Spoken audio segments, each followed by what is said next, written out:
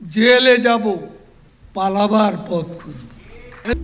ক্ষমতাচ্যুত আওয়ামী লীগের সাধারণ সম্পাদক ওবায়দুল কাদের এখন কোথায়, অবশেষে তা জানা গেল। নিশ্চিত তথ্য মিলেছে, গত ৮ নভেম্বর তিনি ভারতের কলকাতায় পৌঁছেছেন। ভারতের দায়িত্বশীল কয়েকটি সূত্র বিষয়টি নিশ্চিত করেছে।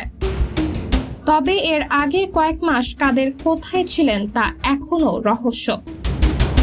৫ আগস্ট থেকে ৯৫ দিন ওবায়দুল কাদের দেশেই লুকিয়ে থেকে দেশ ছাড়েন।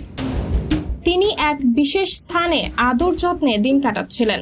সবুজ সংকেত আসার পর সড়ক পথে তিনি বিশেষ ব্যবস্থায় ভারতের মেঘালয়ের রাজধানী শিলং পৌঁছান। সেখান থেকে যান কলকাতায়। দায়িত্বশীল সূত্রগুলো জানিয়েছে, দিল্লি নয়, কলকাতাতেই তিনি অবস্থান করবেন। ভারত সরকারের কাছে তার জন্য কেউ কেউ লবি করেছেন, তবে শেখ হাসিনা এক্ষেত্রে নীরব। গত জুলাইয়ে শিক্ষার্থীদের আন্দোলন দমাতে ছাত্রলীগই যথেষ্ট।